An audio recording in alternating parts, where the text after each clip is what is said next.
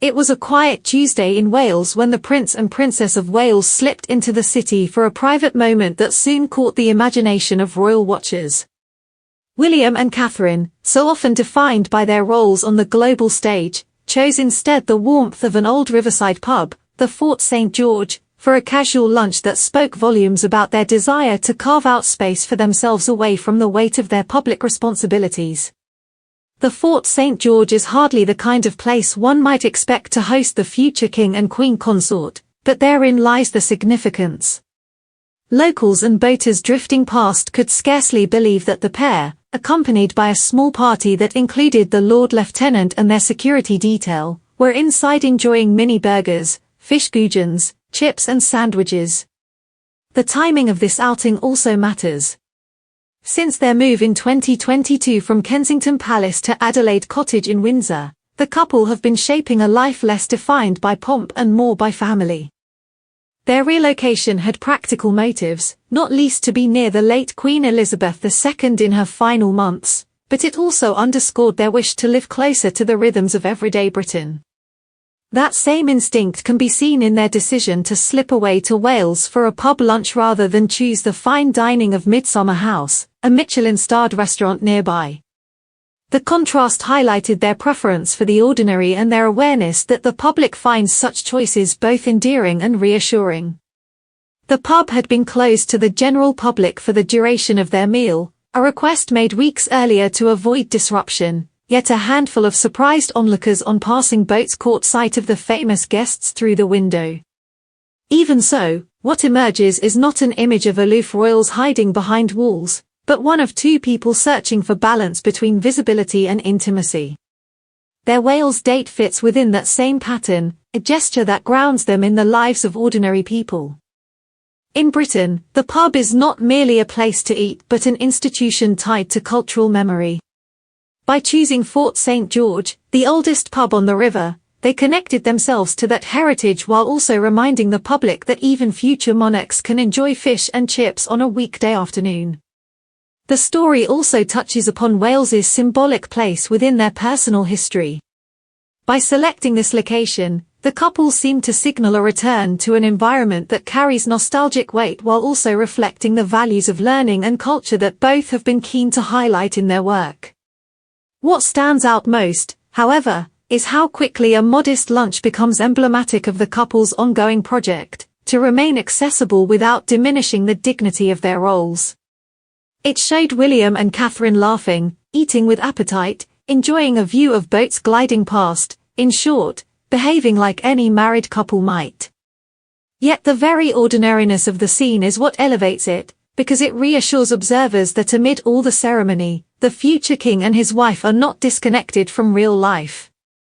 In many ways, the Fort St. George lunch belongs to a pattern of carefully chosen moments through which the Prince and Princess of Wales project the image of a modern monarchy. It is not accidental that such stories are shared. They form part of a broader narrative, a monarchy less about untouchable mystique and more about service, approachability, and cultural continuity. As Britain, and by extension the Commonwealth, navigates an uncertain future, these glimpses of normal life become powerful tools of connection. They offer the public not a break from tradition but a reassurance that the people at the center of tradition understand the value of the ordinary. A simple pub date, then, is never entirely simple when it involves the heirs to the throne. It carries with it echoes of history, family choices, cultural heritage and evolving expectations.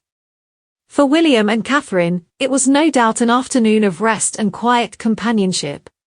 For those who observed, it was evidence once more that the couple are redefining how the monarchy lives in public view. And for the wider audience, whether in Britain or across the Atlantic, it is another reminder that behind the titles and the formality, there remains a young family seeking joy in the same small things that matter to everyone else.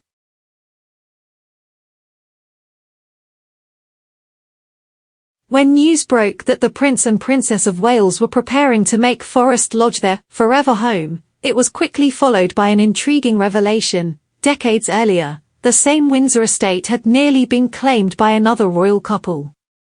In the 1970s, Princess Anne and her first husband, Captain Mark Phillips, was strongly tipped to move into Forest Lodge before the late Queen Elizabeth II instead gifted them Gatcombe Park in Gloucestershire.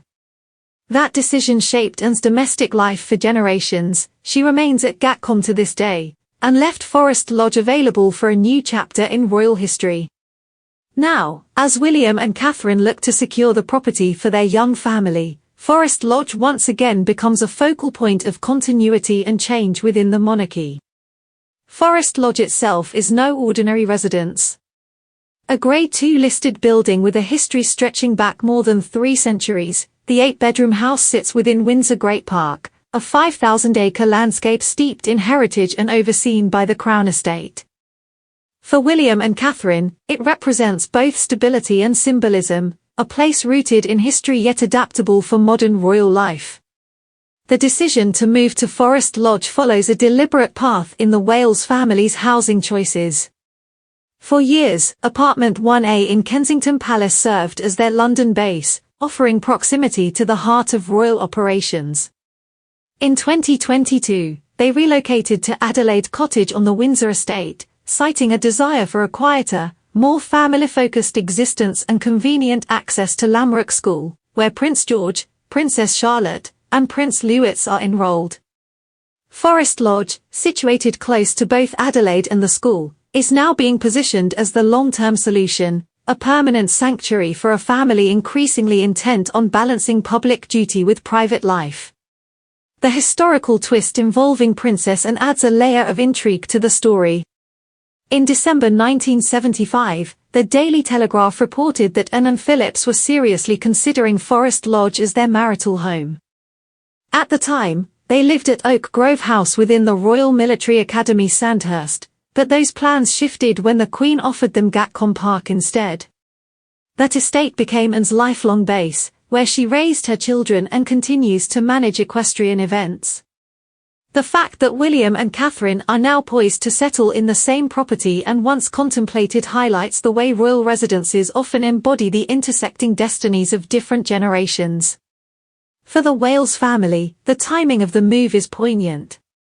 Catherine has spent much of the past year recovering from cancer treatment, with The Guardian reporting in October 2023 on her focus on health and privacy.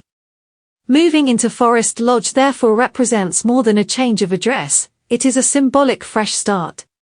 The expansive, secluded grounds of Windsor Great Park offer both physical space and emotional respite, creating an environment where the family can heal, regroup, and plan for the future away from the relentless attention of central London.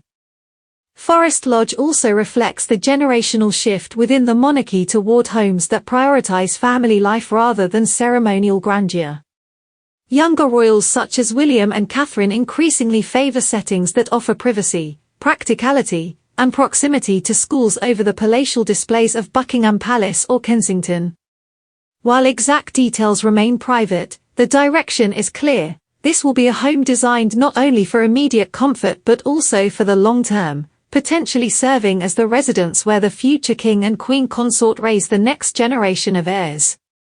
Ultimately, Forest Lodge embodies the dual narrative of the British royal family today, continuity and change. It carries the weight of past decisions, from Anne's near connection to its walls to its centuries-long presence in Windsor Great Park. At the same time, it represents renewal for William, Catherine, and their children, who seek both stability and normalcy within the framework of extraordinary lives. Whether it truly becomes the forever home they envision will only be revealed with time, but what is clear already is that Forest Lodge stands as more than just bricks and mortar. It is a symbol of how tradition and modernity continue to intersect at the heart of the monarchy.